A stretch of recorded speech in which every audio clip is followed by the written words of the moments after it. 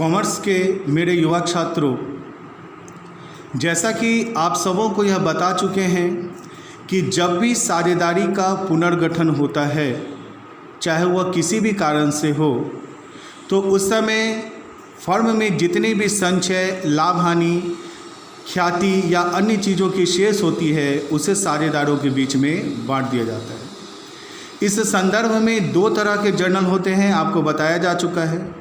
पहली सामान्य स्थिति, जिसमें हम लोग सामान्य संचय, लाभ हानि खाते इत्यादि को बांटते हैं और बांट देने से खाते बंद हो जाते हैं, यह स्थिति। और दूसरा स्थिति तब होता है जब प्रश्न में यह लिखा रहे कि सामान्य संचय, लाभ हानि, ख्याति इत्यादि को बांटिए, जबकि खाते बंद नहीं किए जाते हैं। या लिखा रहेगा कि पुस्तकीय मूल्य को प्रभावित किए बिना बांटिए, या लिखा रहेगा समायोजन करें, तो इसकी स्थिति अलग हो जाती है। तो आज के इस प्रश्न के माध्यम से यह हम आपको बताना चाहते हैं कि जब भी साझेदारी का पुनर्गठन होता है तो उस समय के शेषों को पुराने साझेदारों में बांटने के दो तरीके हैं जर्नल बनाने के, और उन दोनों जर्नल के तरीकों को इन प्रश्न के माध्यम से बताने जा रहा हूँ। देखिए, यहाँ पर लिखा हुआ है कि एक्स, वाई तथा जेड साझेदार हैं और लाभ हानि को 5-3-2 के अनुपात में बांटते हैं। तो यहाँ तक हमें पता चल गया कि इसमें 3 साझेदार एक्स, वाई और जेड हैं और अपने लाभ हानि को 5-3-2 के अनुपात में बांटते हैं। उन्होंने भविष्य में लाभ हानि को 1 अप्रैल 2016 को 2:3:5 के अनुपात में बांटने का निर्णय किया। जैसे यह लाइन लिखा है, इससे पता चल गया कि साझेदारी का फर्म का पुनर्गठन हो गया। कैसे? तो पहले एक्स, वाई, जेड साझेदार हैं और लाभ हानि का अनुपात उनका 5-3-2 है, यानी कि पुराना समझौते के अनुसार उनका अनुपात 5-3-2 है। लेकिन अब वे लाभ हानि का विभाजन 2:3:5 में करने का निर्णय लेते हैं, यानी कि यहाँ पर लाभ हानि विभाजन अनुपात में परिवर्तन हुआ और इसी कारण से साझेदारी फर्म का पुनर्गठन हो गया। अब इस तारीख को फर्म में सामान्य संचय के 75,000, लाभ हानि खाता आगे में लिखा हुआ क्रेडिट, तो हम जानते हैं कि क्रेडिट का मतलब क्या होता है, लाभ, यानी कि लाभ कितना हो रहा है 50,000, और एडवर्टाइजमेंट सस्पेंस के 50,000 रुपये के शेष थे। जैसा कि आपको पता चल चुका है कि इसमें 3 साझेदार एक्स, वाई और जेड हैं और अब वे अपने लाभ हानि का अनुपात जो 5-3-2 में था उसे बदलकर 2-3-5 कर रहे हैं। इसका मतलब साझेदारी फर्म का पुनर्गठन हो गया। तो इस समय जो भी शेष है वो इसे पुराने साझेदारों के बीच में बांट दिया जाता है। और मैंने अभी बताया कि इसको बांटने के 2 तरीके हैं, जिसे ही प्रश्न के माध्यम से समझना है। तो यहाँ पर आपको लिखा हुआ भी है शर्तें। अब शर्त क्या है कि उपरोक्त तिथि को फर्म ने उपरोक्त शेषों को बांटने का निर्णय लिया। तो अब जो उपरोक्त तिथि, यानी जब ये साझेदारी फर्म का विघटन हुआ कब, 1 अप्रैल 2016, तो उपरोक्त तिथि मतलब 1 अप्रैल 2016 को फर्म ने उपरोक्त शेष मतलब general reserve, profit and loss और सस्पेंस के शेषों को बांटने का निर्णय लिया। यहाँ पर कुछ भी नहीं लिखा हुआ है, तो यह हमारा सामान्य स्थिति है। तो अभी हम इन सामान्य स्थिति में जर्नल बनाएंगे। तो यह प्रश्न क्या कह रहा है, इसके बाद हम सेकेंड कंडीशन को जानेंगे। पहला कंडीशन हमें कह रहा है कि उपरोक्त तिथि को फर्म ने उपरोक्त शेषों को बांटने का निर्णय लिया। तो अब हम इसे बांटना स्टार्ट करते हैं। तो मेरे प्यारे स्टूडेंट, आपको पिछले वीडियो के माध्यम से ये बता दिया गया है कि जनरल रिजर्व को बांटने का एंट्री क्या होता है। तो जनरल रिजर्व को बांटने का एंट्री होता है general reserve account debit to partners capital account. अगर आपको याद नहीं है तो पीछे जो आपने नोट किया है या पीछे वीडियो को देख लीजिए, आपको पता चल जाएगा। लेकिन इसके बावजूद भी अगर आपको याद नहीं है तो मैं आपको बता दूं कि सामान्य संचय लाभ का हिस्सा होता है और लाभ का बैलेंस क्रेडिट होता है। और अब हम इसे बांटना है तो स्वाभाविक है इसका बैलेंस क्रेडिट होता है, और जब हम इसे बांटेंगे तो यह पलट जाएगा और यह हो जाएगा डेबिट। तो हम लोग यहाँ पर सबसे पहले तो यहाँ पर हेडिंग लिखना होगा कि हम बना क्या रहे हैं, या लिखना होगा जर्नल एंट्रीज। मेरे प्यारे बच्चों, चूँकि मुझे वीडियो जल्दी में बनानी होती है इसलिए जर्नल बनाते समय मैं लाइन नहीं खींचता हूँ, लेकिन आप जब भी जर्नल बनाएंगे तो जर्नल के जो कॉलम है डेट, पार्टिकुलर, जेफ, अमाउंट लिख करके ही जर्नल बनाना। अगर आप डायरेक्ट जर्नल बनाओगे तो एग्जामिनेशन में कोई भी नंबर दिए नहीं जाएंगे। ये चीज़ मैं बार बार वीडियो में नहीं बोलूँगा, आप ये चीज़ जान लीजिए कि जब भी आप जर्नल बनाएंगे तो जर्नल के जो 5 कॉलम होते हैं डेट, पार्टिकुलर, जेफ, अमाउंट, उसको लिख करके ही जर्नल बनाएंगे, है ना। चूँकि मेरे पास समय कम होता है, समझाना अधिक होता है, इसलिए मैं डायरेक्ट बना रहा हूँ। तो आपको समझ में आ गया है कि उपरोक्त तिथि को फर्म ने उपरोक्त शेषों को बांटने का निर्णय लिया। तो सबसे पहले हमें बांटना है जनरल रिजर्व। जनरल रिजर्व लाभ का हिस्सा होता है, लाभ का बैलेंस होता है क्रेडिट। तो जब इसे बांटेंगे तो क्या हो जाएगा, डेबिट। तो यहाँ पर सबसे पहला एंट्री बनेगा general reserve account debit to. किसे बांटना है, साझेदारों के बीच। साझेदार का नाम है X capital account to Y's capital account to जेड्स कैपिटल अकाउंट। और इसकी राशि कितनी दी हुई है, सामान्य संचय के 75,000, तो हम यहाँ लिखेंगे 75,000। अब इसे साझेदारों के बीच ओल्ड रेशियो में बांटना है। अब इसके लिए वर्किंग नोट हम आगे बनाएंगे, अब इसको तत्काल यहीं छोड़ देते हैं, पहले हम लोग जर्नल बना लेते हैं। अब नरेशन लिखेंगे बीइंग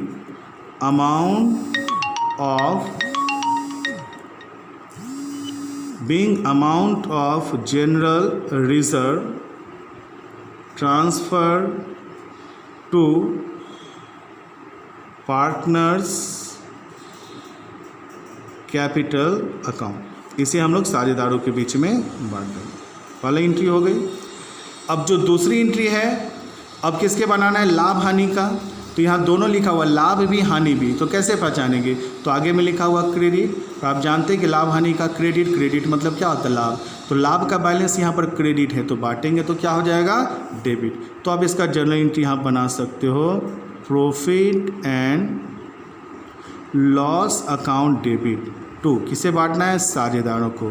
तो X capital account to Y's capital account to जेड्स कैपिटल अकाउंट। और नरेशन हो जाएगा being amount of profit transfer to partners capital account. और प्रॉफिट का हिस्सा कितना दिया हुआ है, तो प्रॉफिट का हिस्सा 50,000 है, तो हम लोग यहाँ पर लिख देंगे 50,000, जिसे हम लोग किस रेशियो में बांटना है, ओल्ड रेशियो में, जिसका वर्किंग नोट मैंने कहा कि पहले जर्नल बना लेते हैं तो फिर बनाएंगे। तो इस तरह से हमने देखा कि हम लोगों ने जनरल रिजर्व को बांट दिया, प्रॉफिट एंड लॉस को बांट दिया। अब हम यहाँ पर बांटने वाले हैं एडवर्टाइजमेंट सस्पेंस को। आप कहोगे सर एडवर्टाइजमेंट सस्पेंस को बांटने के लिए तो जर्नल आपने नहीं बताई है। तो हाँ, मैंने जर्नल नहीं बताई है, लेकिन तरीका बता दिया जिसके आधार पर आप इसे बना लेंगे। यहाँ पर लिखा हुआ है एडवर्टाइजमेंट। तो एडवर्टाइजमेंट का मतलब क्या होता है, खर्च। और आपको मालूम है जो खर्च होता है, खर्च का बैलेंस क्या होता है, डेबिट। तो खर्च का बैलेंस चूँकि यहाँ लिखा हुआ नहीं है, लेकिन आपको समझना होगा कि क्या है, एडवर्टाइजमेंट। और एडवर्टाइजमेंट का मतलब क्या होता है, खर्च।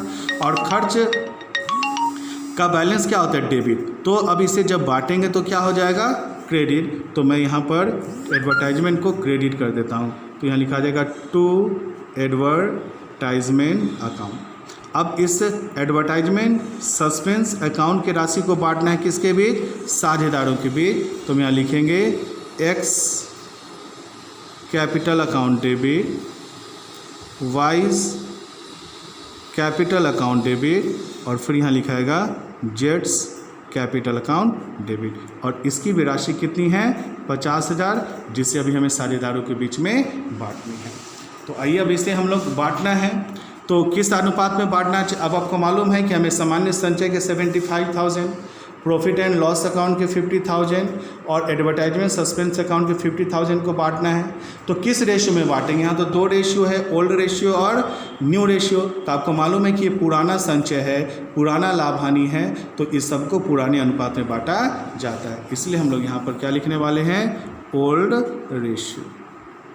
ओल्ड रेशियो में यहाँ लिखाएगा एक्स, वाई और जेड। इसका अनुपात है पुराना 5:3:2। अब जैसे हम लोग भिन्न में बदलने वाले तो 5 3 8 2 10, तो 5/10, 3/10 और 2/10 हो जाएगा। क्लियर है। अब हम लोग इसे बांटेंगे संचय में x का हिस्सा, संचय में x का हिस्सा। तो आपको मालूम है कि संचय की राशि 75,000 है, इसमें इसका हिस्सा है 5/10, जब काटेंगे तो ये आ जाएगा 37,500।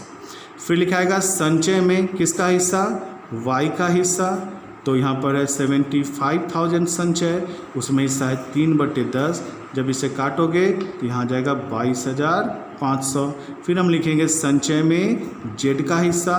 तो z का हिस्सा कितना है, z का हिस्सा हो जाएगा तुम्हारा 75,000 का 2/10, तो इसे काटोगे तो आ जाएगा 15,000। अब इस राशि को उठाकर हम यहाँ पर डाल देंगे, तो ये जो 75,000 जनरल रिजर्व का अमाउंट था उसमें x का हिस्सा अभी हम लोगों ने निकाला 37,500, y का हिस्सा निकाला 22,500 और z का हिस्सा निकाला 15,000।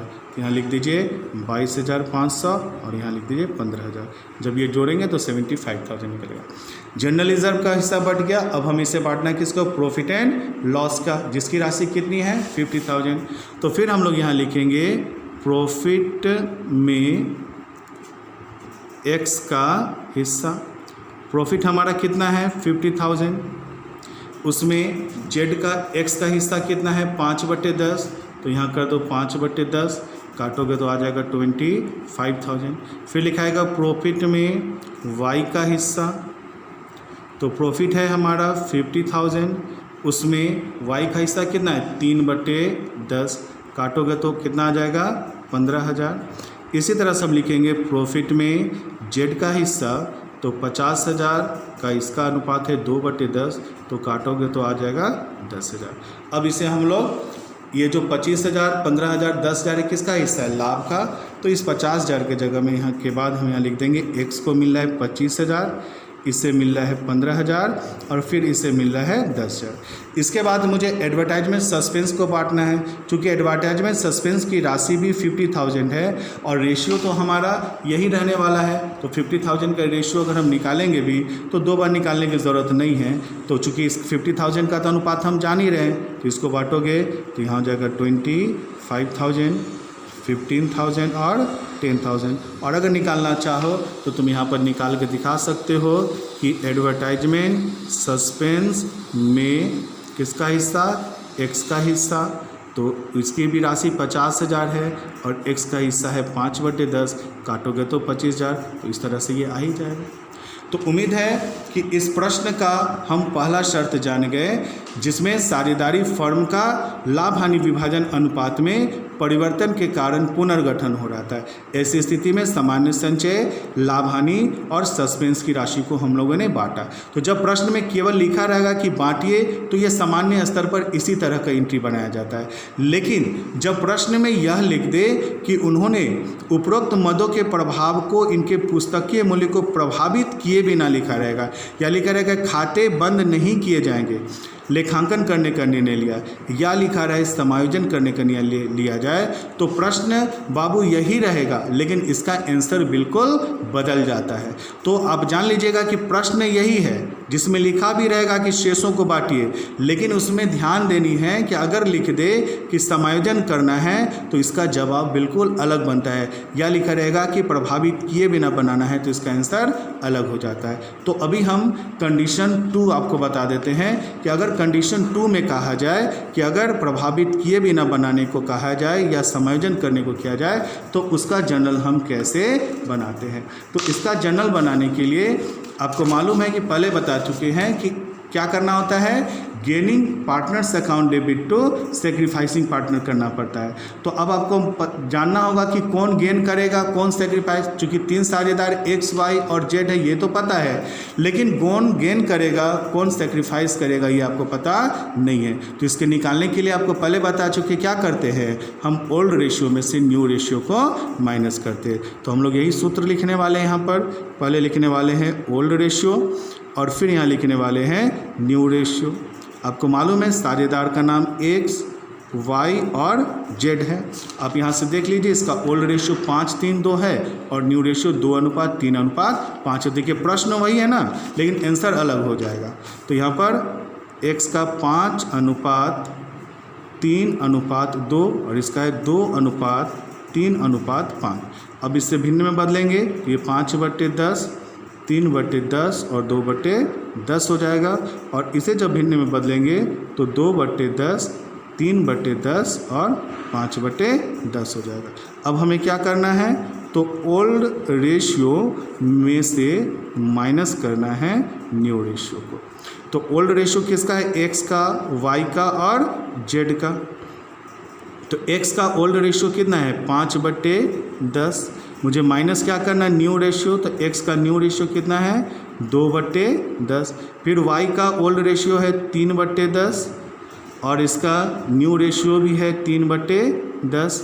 z का ओल्ड रेशियो है 2/10 और इसका न्यू रेशियो है 5/10। अब आपको मालूम है कि हम 10 का एलसीएम लेंगे तो 10 आएगा, 10 से 10 में भाग देंगे तो 1 आएगा, 1 को 5 से गुना करेंगे तो 5 माइनस, इसी तरह से यहाँ 2, तो यहाँ जाएगा 3/10। अब यहाँ एलसीएम लेंगे तो 10 को 10 से भाग करेंगे तो 1, 1 को 3 से गुना करेंगे तो 3, इसी तरह से इधर भी 3, तो यहाँ जाएगा 0/10। और फिर यहाँ पर 10 और 10 का एलसीएम लेंगे तो कितना आ जाएगा 10, 10 में 10 से भाग देंगे तो भागफल आएगा 1, 1 को 2 से गुना करोगे तो 2, फिर माइनस, फिर 10 से 10 में भाग देंगे तो 1, 1 को 5 से गुना करेंगे तो 5, तो -3/10। अब मेरे प्यारे बच्चों, ये आप अच्छे तरह से जानते हैं, जो प्लस में आता है वो क्या करता है सेक्रीफाइस, और जो माइनस में आता है वो क्या करता है गेन। अब ये 0 हो गया तो नील, ना ये लेगा ना देगा। तो अब आप जान गए कि कौन सेक्रीफाइस करता है और कौन गेन करता है। अब यहाँ से आपको जब मालूम है कि जनरल क्या बनता है, gaining partners account debit to sacrifice. तो गेन कौन कर रहा है जेड और सेक्रीफाइस कौन कर रहा है एक्स। तो अब हम लोग इसको जनरल बना सकते हैं। तो जनरल क्या बनेगा, गेनिंग पार्टनर्स, तो गेन कौन है जेड्स, तो आप इसका जनरल बना सकते हो जेड्स कैपिटल अकाउंट डेबिट, और सेक्रीफाइस कौन कर रहा है एक्स, तो यहाँ हो जाएगा 2x कैपिटल अकाउंट।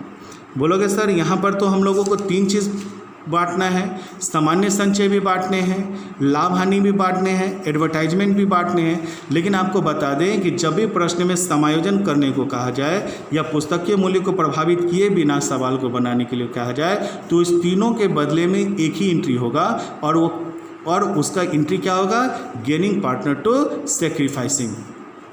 क्या होगा, गेनिंग पार्टनर टू सेक्रीफाइस। अब तीनों के लिए हम एक ही जनरल बना लिए। अब तीनों का अमाउंट कैसे सेट करेंगे, तो उसके लिए हम लोग तीनों के अमाउंट को एडजस्ट कर लेंगे। इसलिए हम लोग यहाँ पर लिखेंगे एडजस्टेड अमाउंट।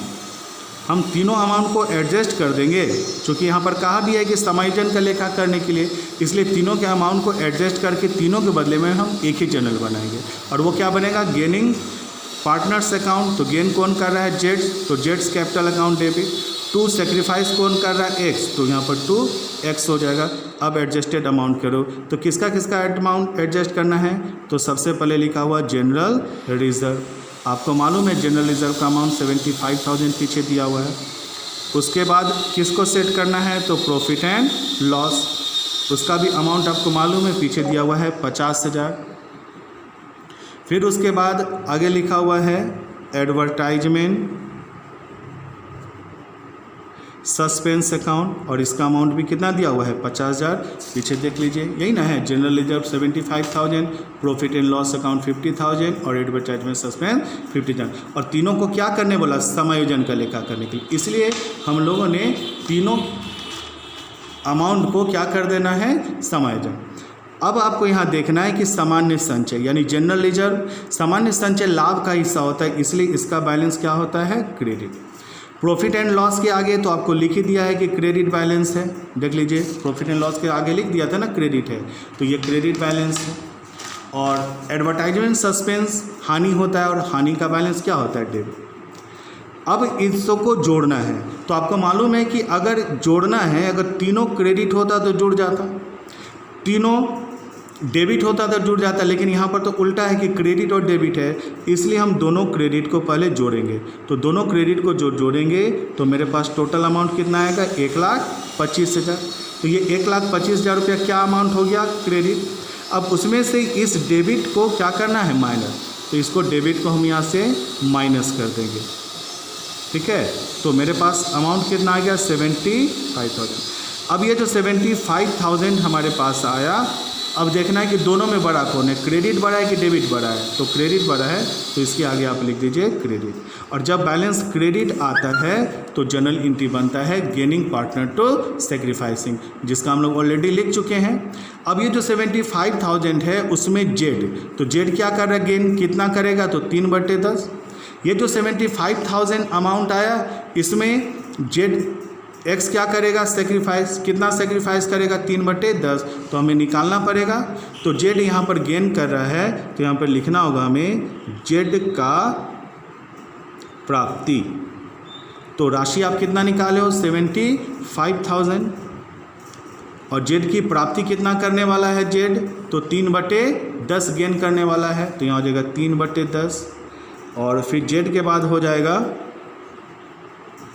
एक्स, तो x का जो है यहाँ पर त्याग हो रहा है, तो x का त्याग अमाउंट हो जाएगा 75,000 और ये भी 3/10 त्याग करेगा, ठीक है।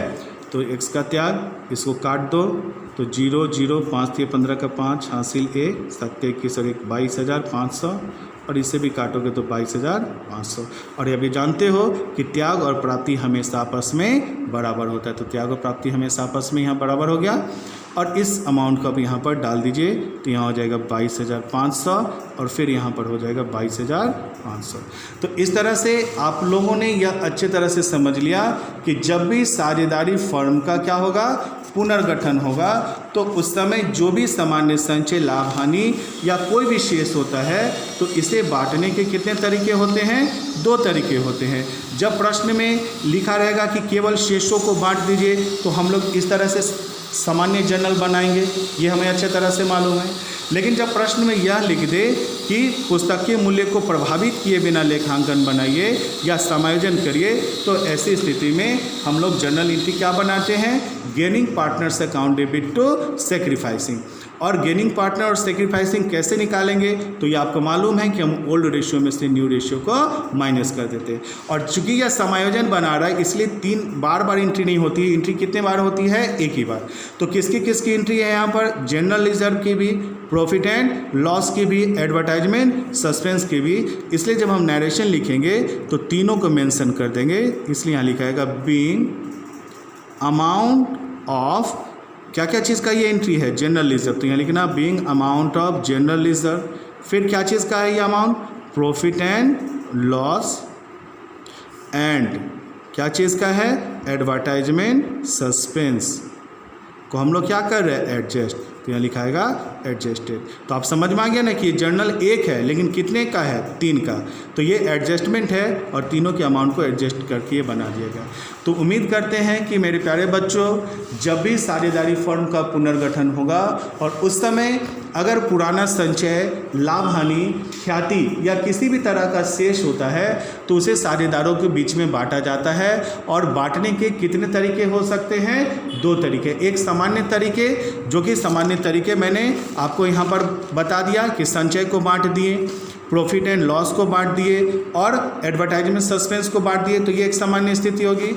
लेकिन जब प्रश्न में लिखा रहेगा कि प्रभावित ख्यातों को, मूल्यों को प्रभावित किए बिना बनाइए या लिखा रहेगा समायोजन करने के लिए बनाइए, तो ऐसी स्थिति में सब अमाउंट को हम क्या कर देते हैं, एडजस्ट कर देते हैं और एक ही एंट्री बनाते हैं, gaining partners capital account debit to sacrificing, जो कि हम लोग ओल्ड रेशियो में से न्यू रेशियो को माइनस करने के बाद हम सेक्रीफाइस और गेन निकालते हैं। तो आज के लिए इतना ही मेरे प्यारे बच्चों। आगे की वीडियो में हम साझेदारी फर्म के पुनर्गठन के कारण होने वाले संपत्ति और दायित्वों के पुनर्मूल्यांकन के संबंध में जर्नल पढ़ेंगे, जिसके संदर्भ में जर्नल मैंने आपको पिछले वीडियो में बता दिया है। तो उम्मीद करेंगे कि उस जर्नल को आप अच्छे से याद रखें, ताकि हम उस समय जब जर्नल बनाएंगे तो आपको समझ में आ जाएगा। इसलिए मैंने उससे पहले ही उस जर्नल को लिखा दिया है। ठीक है। तो मैं फिर से रिपीट कर दूं कि आगे हम लोग संपत्ति और दायित्वों के पुनर्मूल्यांकन के संदर्भ में जर्नल पढ़ने वाले हैं, और ये आपको तब समझ में आएगा जब इसकी जर्नल याद रहे। इसीलिए मैंने पहले ही वीडियो में उस जर्नल को लिखा दिया हूँ। उस जर्नल को आप अच्छे से याद कर लेना ताकि आगे की वीडियो अच्छे से समझना। मैं उम्मीद करता हूँ कि आप सभी मेरे अच्छे बच्चे हैं, और अच्छे बच्चों का कर्तव्य होता है कि वो अपनी टीचर की बात को सुने। आप देख रहे हैं कि मैं आप लोगों को के लिए इस लॉकडाउन की स्थिति में भी वीडियो बना करके मेहनत करके आप लोगों को पढ़ाने की कोशिश कर रहा हूं, लेकिन मुझे ये वीडियो बनाने में मज़ा तब आएगा जब आप अच्छे से पढ़ेंगे। तो उम्मीद करते हैं मेरे प्यारे बच्चों कि उस सारे जर्नल को आप याद कर लेना। आज के लिए इतना ही।